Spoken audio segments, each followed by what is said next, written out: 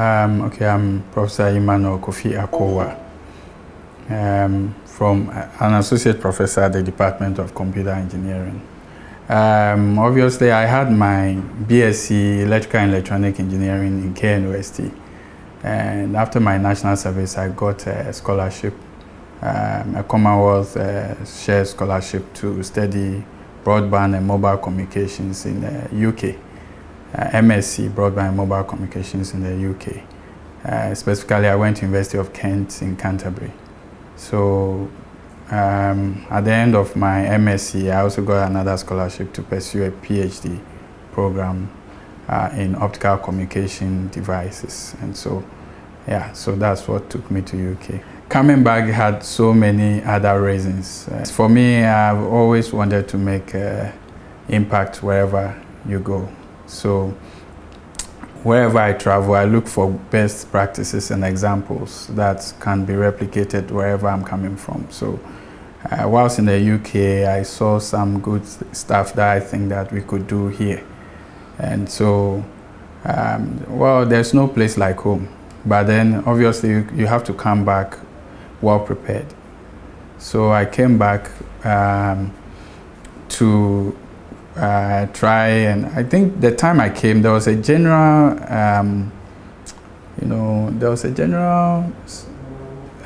euphoria about people returning to Ghana to do things. So maybe that's one of the reasons. And I've seen a couple of friends returning to establish businesses and make impact. So apart from the conditions attached to my scholarship that required that I should come back, but there was more of trying to come back to make an impact. Of course, I saw certain things I felt that could be done better in my country. So it's more about impact, and that's what made me come back. Yeah. Okay, so currently I'm doing so many things. I'm working on using fiber optics to do sensing. I've designed a number of novel fiber optic structures in the past. We are looking into 5G and even beyond, looking at high-speed optical communication devices.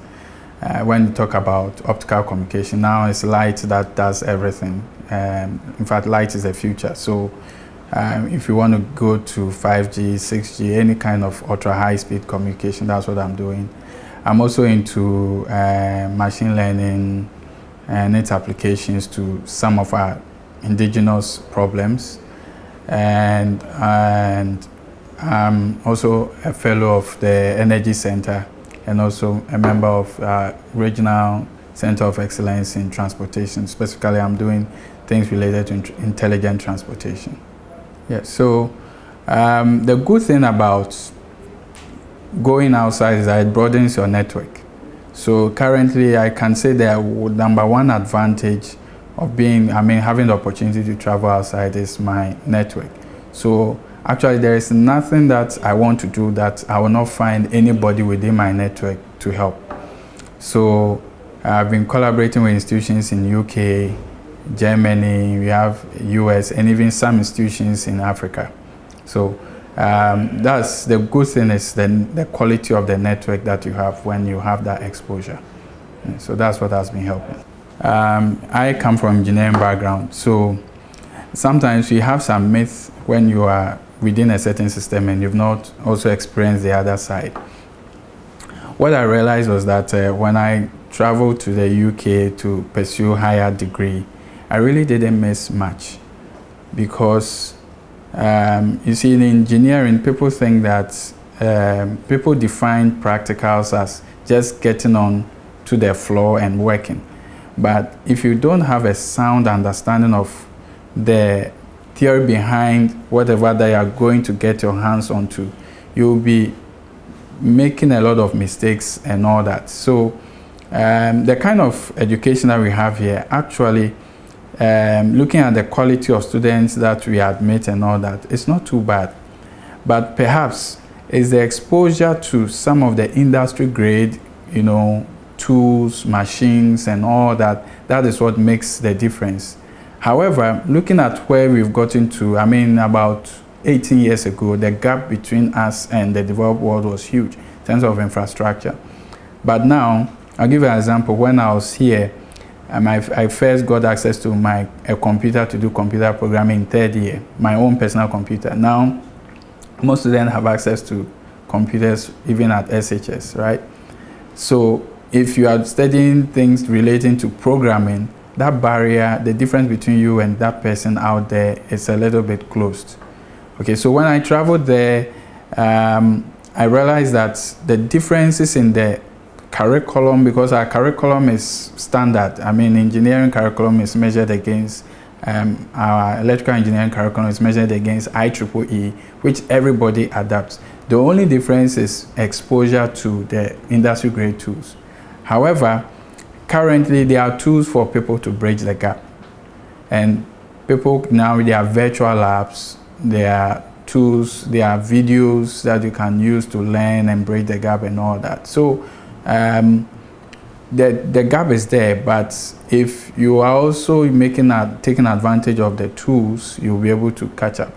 Now, coming to the curriculum, the differences I found was the freedom, that's the atmosphere of freedom that is given to students to think. And that's one of the things that I felt that, well, if we introduce the same things here, people may fail here not necessarily because they are bad, but because they have not been given the freedom to explore other aspects of them. Because maybe our culture also counts. But gradually, the pedagogy that we are using is also changing. Now we have adapted to a learner-centered kind of delivery. We are using active learning, we are using problem-based, project-based, learning and all that. So those things are changing. But then obviously there is a gap, and that's what I learned. And gradually, those of us returning who have risen to management and decision-making aspects of the economy are also bringing those things in. So those students who traveled now realize that the gap is really not too wide. The gap is with the infrastructure, but that can also be solved by other means. Yeah. So when it comes to internationalization, it's a concept that everybody has come to accept because we live in a global world. Even the university in which I'm working, KNUST, has a whole international programs office that's focus is to deal with that particular objective. And so there are structures and processes in place to ensure that we have staff, students going on exchange both in and out. And what it does is that's three things. It helps to bridge the gap as far as those of us in the South are concerned, to give you the exposure and all that. It also deals with attitudinal change. Sometimes some of the things that we want to do that we have oppositions because people may not have been exposed to certain different ways of thinking. So when you have that kind of exposure, introducing things that demand change become easy.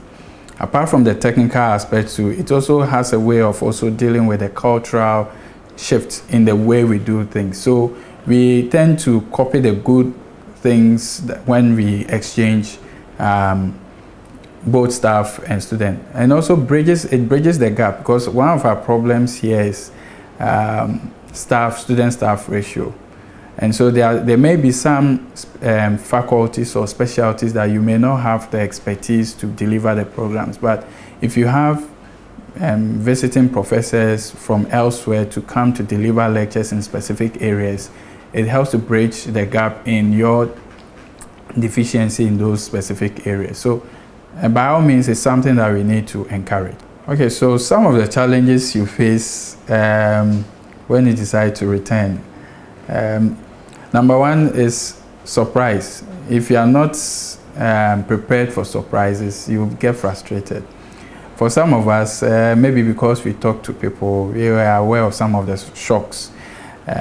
Sometimes you ask yourself that things that appear obvious, why is that people don't see that? And you have to always treat people with the understanding, with the assumption that they know what they are doing. Otherwise, you always get frustrated. Because if some things are not getting done because you think should be done in a particular way, because you know that this is a better way, then it may be that the people may not necessarily be exposed to that. So you have to be very patient. Some of the bureaucracies and all that is there because people may not know the better ways of doing things. And so you just have to be patient with the process. And someone told me when I was returning that if you need to survive, if you are going to survive in Ghana, you need to understand how to navigate the chaos. And once I understood that, I kind of have settled in. So some of the things is mindset and change management, attitude now, mostly. But apart from that, once you learn to navigate the chaos, as I was told, you would tend to survive. So for me, I hold a very open view when it comes to this particular subject. I don't hold a very extremist view that all of them should come back and come and build some God-forsaken continent that is plagued with diseases and all that. Yeah, people have their own life, have their vision, ambitions and all that. But definitely, if you are living a life with some principles that you want to make an impact wherever you go, and you know that this is where you come from and all that, and you want to help, then the first thing is that you need to really have some value. You have to come with value to the table. So sometimes you would come with that passion, you watch some documentary and people are dying of hunger. Always that's what we show to the world, that people are dying of hunger and all that, and you want to rush back to come and help without necessarily preparing yourself. You get in here, you get frustrated, and you see things you want to do things about. You may not have the funding, you may not have the know-how, you may not have the connections, influence, all those things that will help you to do that. So I think number one, you just have to prepare yourself. The kind of things I went through whilst I was in UK indirectly was preparing me for whatever I wanted to do here. And so it may appear that I may have risen quickly through my professional career, but it's not by accident, because I knew that I wanted to come back to do A, B, C, D, E. So I was very selective in the specific things, the trainings that I would do, the kind of contacts that I'll make back home, the kind of networks that I'll leave outside. You see, so I was very deliberate when it came to coming back. So one, keep your network. Two, prepare yourself both technically, financially, all kind of resources. Then make sure that at least you are in contact with people on the ground. Yeah, so there are so many reasons why somebody would come. If you want to come and set up a business, you want to come and join academia, whatever. But note that you don't necessarily have to relocate and live here physically permanently. And once you have that open mind, then you can get things without frustration. Yeah. In the next 10 years. My projection for Ghana's education system the next 10 years, this part of the world is very difficult to project things. It's very difficult to model things because, as someone told me, I have to learn to navigate the chaos. And the good thing about a chaotic environment on this part of the world is that there are a lot of opportunities. You see, so what I foresee, looking at the way we are going, if things don't deviate from track, then I foresee that the future is Africa. Because all the so-called problems that we have are here. We have a very strong human resource. We have, in fact, one of the highest population percentages as far as the youth is concerned. And almost every government is trying to push education on the agenda. So if nothing changes, I can foresee Africa to be the next thing as far as the next decade is concerned, as far as opportunities and for the youth is concerned.